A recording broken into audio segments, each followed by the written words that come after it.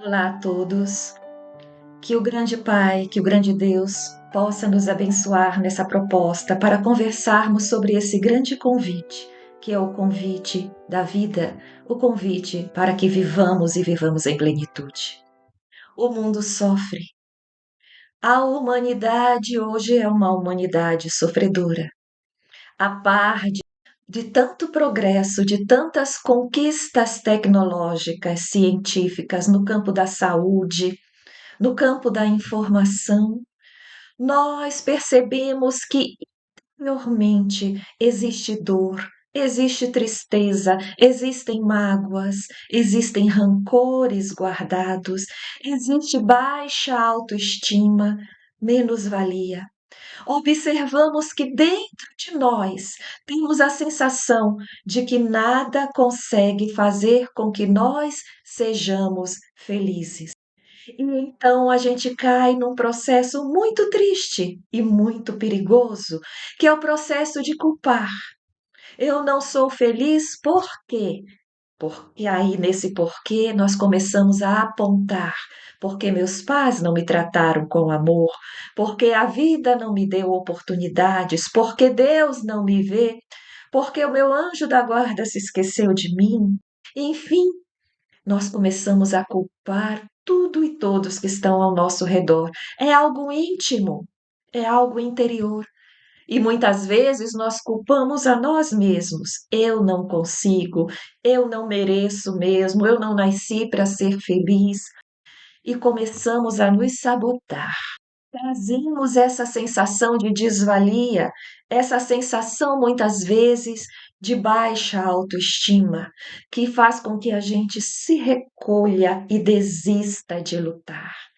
Outras vezes, nessa humanidade, nós conhecemos as almas que trazem dentro de si já instalado o vício da queixa, a insatisfação com tudo que está ao seu redor, como se existisse um amargor que amarga a própria vida e amarga a vida de todos aqueles que estão ao seu redor. É como se a vida que nós temos não tivesse dado certo. E quando eu falo de vida, eu quero dizer a vida material, porque esse arcabouço de amargor, de baixa autoestima, está vinculado ao que nós estamos vivendo na nossa vida material. Então, a gente começa olhando apenas a vida material como sendo a única a dizer: a minha vida não está dando certo. Quando chegam as doenças ou os desafios da fase adulta, a exemplo de um desconforto qualquer com as pessoas no nosso trabalho, ou um revés financeiro, ou no âmbito da afetividade, nós também parecemos culpar a vida por isso e não conseguirmos ter a serenidade e a sabedoria para passar por aquele desafio. As doenças naturais de um corpo de carne nós não conseguimos aceitar. E muitas vezes a solidão que nos chega no momento de velhice, por exemplo, ou por um revés qualquer que nos leva a ficar sozinhos na vida, nós também lemos isso como uma injustiça. Além da ideia que no capítulo 5 de O Evangelho o Espiritismo chama de descontentamento da alma, pode nos levar a criar pensamentos de fuga, a criar a ânsia de fugir. A gente pode fugir pelos vícios. Podemos expressar essa nossa angústia desenvolvendo um transtorno, como uma depressão. Podemos pensar na fuga, fugindo da própria vida material. Descontentamento da alma. Descontentamento que muitas vezes nos acompanha desde que nós nascemos. Já nascemos como uma criança problemática, provando que muitas vezes nós já trazemos esse descontentamento em nós enquanto espíritos.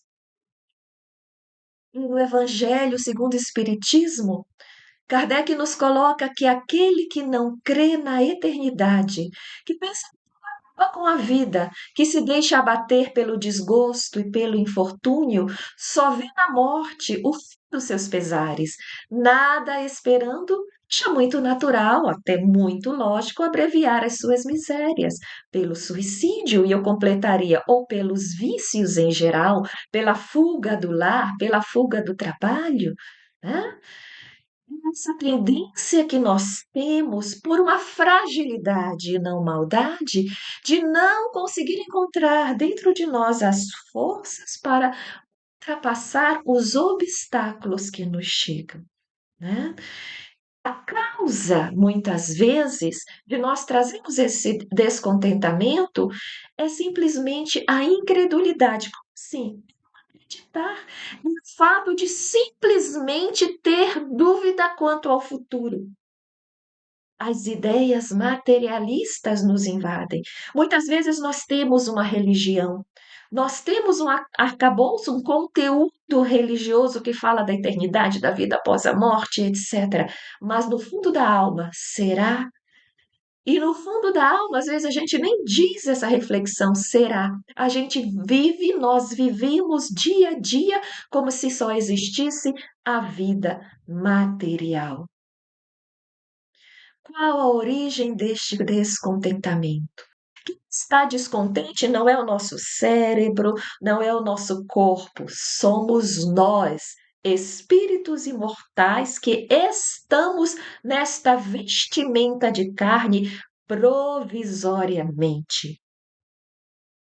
Nossa natureza real é a natureza espiritual e divina, mas nós perdemos esse contato com o espiritual. Nós abrimos mão da nossa natureza divina, de herdeiros do Pai, de herdeiros de Deus, e, portanto, nós somos luz. Nós somos seres especiais, filhos, nada mais, nada menos do que filhos de Deus. E isso é muito forte, porque mostra que nós temos um potencial imenso dentro de nós que precisa ser desenvolvido. Então, quando nós observamos que o nosso mergulho de carne tem um objetivo, que é fazer com que nós passemos por experiências nesses renascimentos, que façam nós crescermos. Porque só quando eu passo por um desafio é que eu me movo internamente para vencê-lo. Quando surge um outro desafio maior, eu me movo para vencê-lo também. E nesse movimento eu aprendo, eu cresço.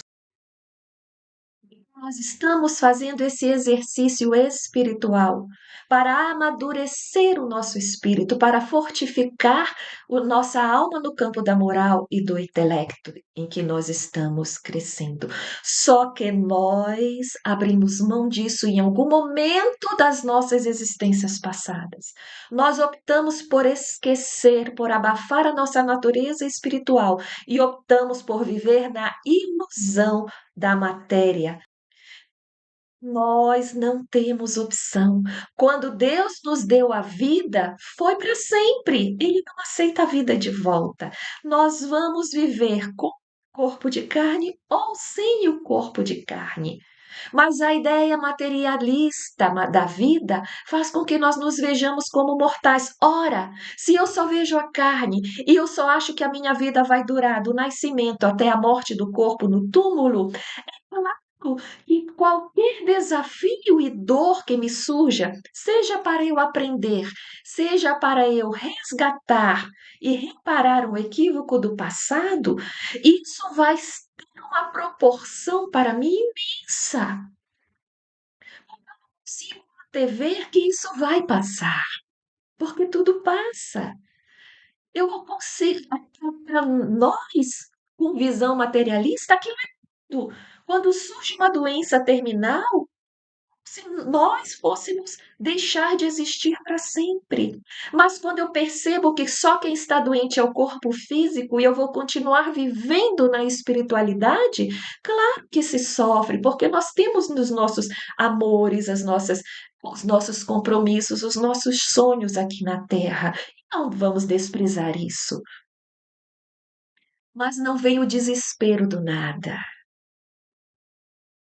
né? A ilusão faz com que quando se passarmos pela perda de um ente querido, dificilmente alguém não passa, isso nos leva não só ao luto da saudade, da dor da saudade, mas ao desespero, à revolta, porque nós achamos que o que existe é o nada, ou a ideia de espiritualidade é tão frouxa que a gente não sabe, é como se ele tivesse se perdido lá no céu e a gente não fosse encontrá-lo. Entendeu? Mas se nós tivermos a noção da vida pulsante, de que o amor que se tem aqui continua do lado de lá, então essa saudade começa a se equilibrar. Ela permanece, porque onde há amor há saudade, mas o desespero começa a amenizar.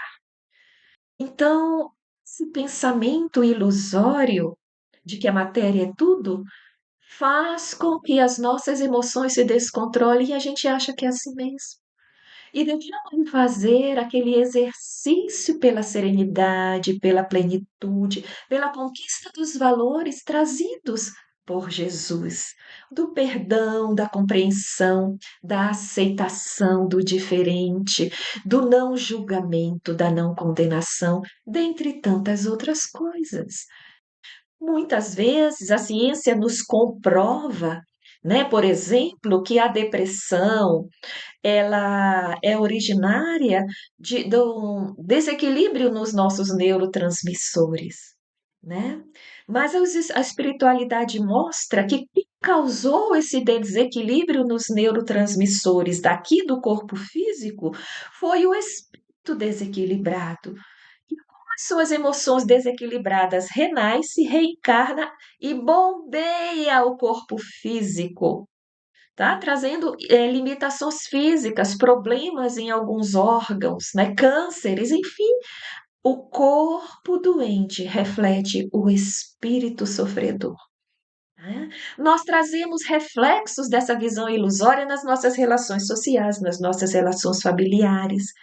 Porque quando eu, achando que a vida é só aqui, tenho existências anteriores onde eu caio no erro, aonde eu machuco pessoas, eu sou convidada a me reencontrar com esses desafetos, para que nós, beneficiados pelo esquecimento, nesse reencontro consigamos resolver os nossos problemas. Então, eu posso ter no núcleo familiar um irmão com que eu não consigo me dar, com que eu brigo muito, mas ao longo da vida, vamos crescendo ali, a gente vai começando a se entender, a se aceitar e até a se amar.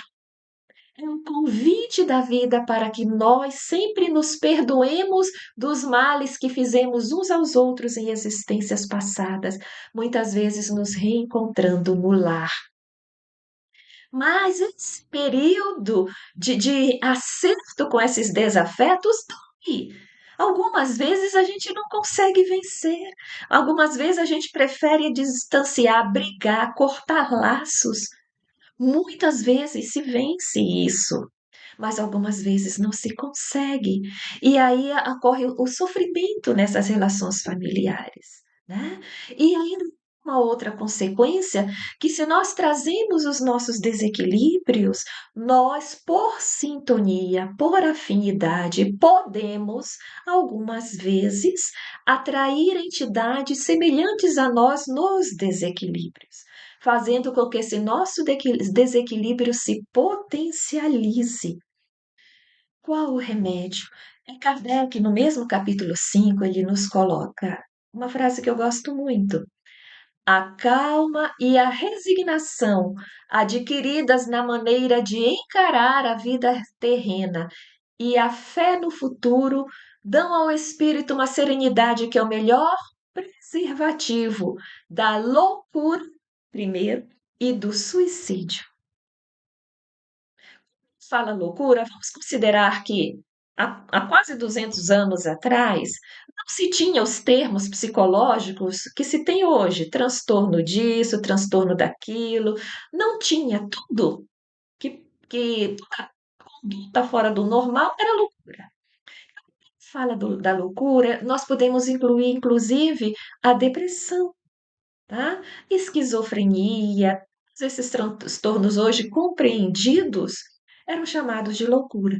Então, coloca que a calma e a resignação do espírito na maneira de encarar a vida na terra, de tudo que nós colocamos, aliado à fé no futuro, à fé numa vida que extrapola a matéria, dão uma serenidade ao espírito. Não vai ter um milagre de tirar as provas, tirar os desafios. Ele vai munir o espírito de uma serenidade diante dos desafios que vai preservá-lo de cultivar em si emoções doentias, como que a gente comentou. Porque se eu sei que eu não morro nunca, vou fazer.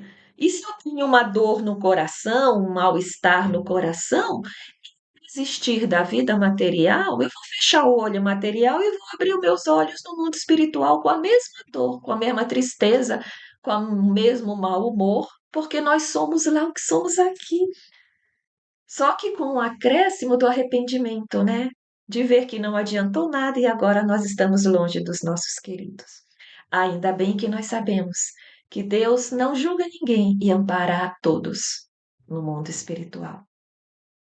Então nós precisamos rever a maneira com que nós encaramos a vida terrena e os seus desafios, para poder aurir forças para suportar o que veio e o que ainda vem, porque os desafios que nós tivemos que enfrentar, eles nos seguirão até que nós consigamos encará-los e vencê-los de uma forma digna, tá? Existem algumas dicas que nós vamos tentar resumir aqui, tá? Primeiro, buscar uma força interior. Ao invés de culpar o outro, vamos focar em nós. Buscar o contentamento. Quem de nós agradece o que tem? Quem de nós, quando sai pela rua, consegue perceber as belezas da natureza? Consegue perceber à noite a beleza que a noite nos traz no firmamento? Né? Consegue perceber a beleza que eu tenho dentro de mim, que nós temos dentro de nós? Sim, nós temos muita coisa linda. Ou será que a gente só diz que não presta e só vê coisa ruim dentro de nós? Eu sou assim mesmo? Não, eu não sou. Eu sou filho de Deus. Eu estou, por quanto provisoriamente, com algumas dificuldades emocionais. E o que a gente precisa aprender a fazer é aceitar e acolher a dor que nos chega. Porque quando às vezes algo acontece, não, não, não, isso não pode ser. Eu não aceito que isso aconteceu. A gente parte para a revolta, para a inaceitação. Como é que vai resolver? Então, não negar, aceitar, sem se revoltar, pensando, faz parte da vida. Faz parte da vida material. É uma das lições que eu tenho que passar por nessa escola chamada Terra. E eu vou lutar para vencer com serenidade esse desafio. Joana de Ângeles nos coloca através de uma mensagem que foi passada por Divaldo Franco, o seguinte: fugir, escamotear, anestesiar o sofrimento são métodos ineficazes, mecanismo de alienação, olha, fuga, postergam a realidade, somando-se sempre com a sobrecarga das complicações decorrentes do tempo perdido. Pelo contrário, uma atitude corajosa de examinar o problema, de enfrentar o problema, o sofrimento, a dor, representa um valioso recurso de lucidez, lucidez da alma, com efeito terapêutico propiciador da paz. Jesus, está escrito lá em Mateus capítulo 11, venham a mim, ele coloca, venham a mim, Jesus colocou, todos vocês que estão cansados e sobrecarregados, e eu vou aliviar vocês. Eu vos aliviarei, eu vos darei descanso. E ele diz: Tomem sobre vocês o meu jugo e aprendam de mim, que sou manso e humilde de coração, e vocês encontrarão descanso para as suas almas, pois o meu jugo é suave e o meu fardo é leve. Se você se sente sobrecarregado, como se tivesse um peso nas costas, leia Mateus 11, versículos 28 a 30. Tomar o jugo de Jesus sobre nós. Você sabe o que é jugo? Já viram? Antigamente, os arados eram feitos por bois. Dos bois eram unidos por uma peça de madeira, né, de um ao outro. Então, eles para eles ficarem sempre em paralelos, e atrás era preso um equipamento de ferro, eles iam andando e aquele ferro ia arando a terra. Eram dos bois. E a madeira é chamada de jugo, que divide o peso de eles terem que puxarem o arado na terra, fazendo com que fique leve para os dois. Se eles usassem só boi para carregar aquele equipamento de ferro que ara a terra, eu não sei o nome, esse boi poderia sofrer com o esforço que ele faria. Então Jesus diz: não lutem sozinhos. Venham a mim e ir a Jesus. Gente, Jesus não se importa em ser adorado, ele quer ser amado. Como é que nós amamos Jesus? Cumprindo a sua palavra. Até Jesus não é acender uma vela, nada errado com isso, mas não é apenas isso. Ir até Jesus é observar qual é a proposta de vida que ele nos traz. Porque vocês vão encontrar no Evangelho várias pessoas que chegam até ele. Aquele que o negou, aquele com desafio, aquele com problema na área da afetividade, né? O problema na área da sexualidade, o problema financeiro, os problemas de doença de montão, a mulher adúltera, todos os problemas estão lá. Vamos perceber como Jesus agiu e o que ele aconselhou em cada situação. Como ele agia com os hipócritas, com os que estavam lá para testá-lo. O que dizem as parábolas? É uma lição de conduta, é uma proposta de viver, é uma proposta de retirar do nosso coração as emoções pesadas, as nossas pedras emocionais que nos sobrecarregam, e de cultivar dentro de nós a leveza, a serenidade, sabe? Vendo com outros olhos. Amai a Deus sobre todas as coisas. Amai ao próximo como a si mesmo. Amar a Deus é fazer a sua vontade, não é adoração de boca, é a atitude. Eu amo a Deus com pensamentos, palavras, sentimentos, atitudes. Eu amo ao outro fazendo tudo aquilo que Jesus disse que a gente tem que fazer com o outro. A maneira de ver o outro como irmão, até o inimigo. E amar o próximo como a si mesmo, amar a mim. Mas se eu não tiver essa conexão com o divino e não amar o próximo, eu não vou conseguir me amar. Porque esse triângulo ele só funciona junto. Amar a Deus, ao outro e ao próximo. É um triângulo. Deus é no topo. Se tirar uma haste, acabou. Eu não tenho como me amar verdadeiramente sem extrapolar, jogar esse amor para todos que estão ao meu redor. Amor, ele não é seccionado, ele vai se distribuindo. Por isso que esse amar ao próximo, a mim e a Deus, ele segue, ele cresce, ele amadurece junto nessas três vertentes. Ele é uno. A proposta espírita cristã é amarmos a vida, que é eterna, apesar dos desafios. É sermos gratos sempre. A gratidão é a virtude das almas evoluídas. Vamos treinar gratidão. Agradecer não faz nada mais que obrigação. Muito obrigado pelo que você fez, né? Cultivar em nós e lembrar sempre e sempre que nós somos imortais. A certeza da vida espiritual matou a morte. A nossa única opção é viver. Então vamos cultivar dentro de nós gratidão, a alegria, o olhar manso, a compreensão com os erros do outro e nosso, perdoar e perdoar-se, sendo prudente, entendendo que perdoar não é ser imprudente e se aproximar de quem nos faz mal comumente. Perdoar é quebrar o aguilhão do ódio, da raiva, do ressentimento. Deixa ir e o voo leve também.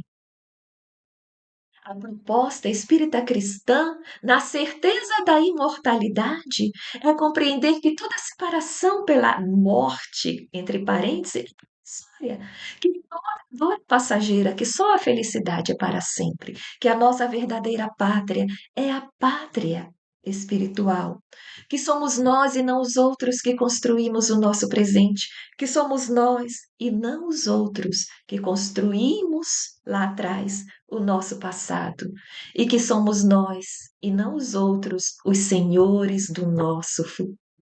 Eu sou senhor do meu futuro. Todos me ajudam, mas eu que vou decidir o que eu vou sentir, o que eu vou fazer, o que eu vou falar.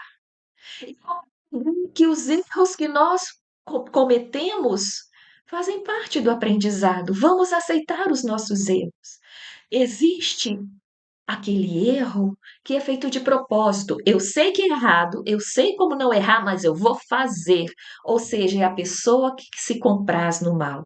Mas existe aquele erro que a gente faz porque não conseguiu fazer diferente. A gente se arrepende, nós tentamos de novo. Isso faz parte do aprendizado. A criança aprende a andar se erguendo, caindo, se erguendo e caindo, e cada vez caindo menos. Mas não pode desistir, se maldizer. Não, a proposta é continuar, porque Deus já nos perdoou. Nós estamos pré-perdoados. Mas é importante que nós também nos perdoemos e perdoemos aos outros. E compreender que se alguém não nos ama, vamos amá-los e vamos nos amar. E se alguém não nos doa, nós não recebemos nada de ninguém, vamos nos doar. Vocês entenderam? A proposta é não aceitar o lixo que jogam para nós. Se alguém joga para nós ingratidão, vamos jogar gratidão de volta, porque gratidão é uma pedra que pesa e que vai pesar cada vez mais no futuro. Porque todos nós queremos e merecemos ser felizes e nós vamos ser. Dependem de quê? Como diz a música, depende de nós. E, claro, não vamos abrir mão de tratamentos especializados se nós acharmos que precisamos de ajuda para resolver nossas perrengas emocionais. Terapeutas, psicólogos, psiquiatras, os amigos que sabem ouvir. Fazer o tratamento espiritual. Quem é espírita, buscar uma casa espírita, buscar seu conselheiro espiritual, quem for de outra religião, tá? A oração constante. Oração é uma energia que faz com que nós nos desvinculemos das energias negativas e nos sintonizemos com as energias sublimes. Então, quanto mais orarmos, mais a gente abre esse portal para que a espiritualidade maior nos inspire, nos auxilie nessa luta de vencermos a nós mesmos. E vamos mudar o foco, finalmente. Deixar de olhar apenas a vida material. Vamos mudar de foco, ter um novo olhar, buscar dentro de nós o sentido da vida.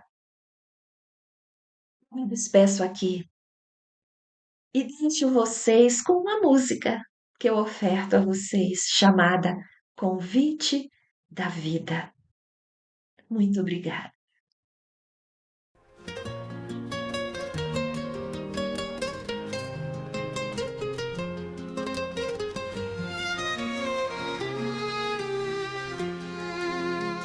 Põe um sorriso no rosto e vem dançar o amor à vida. Ergue esses braços que a lua quer quer te abraçar. Corre descalço na chuva e traz contigo alegria. Deixa a certeza no amor te levar. Larga aí a tristeza, ama e agradece, confia que vai melhorar. Cada lua, cada estrela exala a vida, vem comemorar.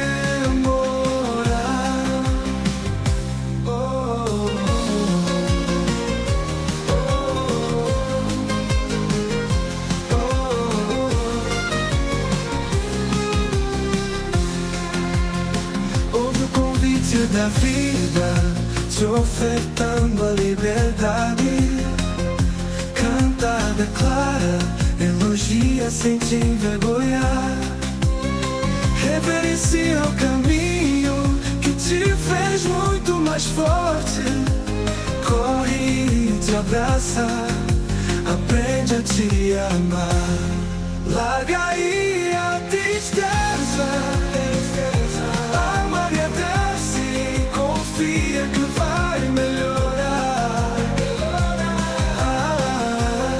Cada lua, cada estrela exala a vida, vem comemorar. Ouve o convite da vida, te ofertando a liberdade. Canta, declara, elogia sem te envergonhar. Reverencia o caminho que te fez muito mais forte. Corre e te abraça, aprende a te amar.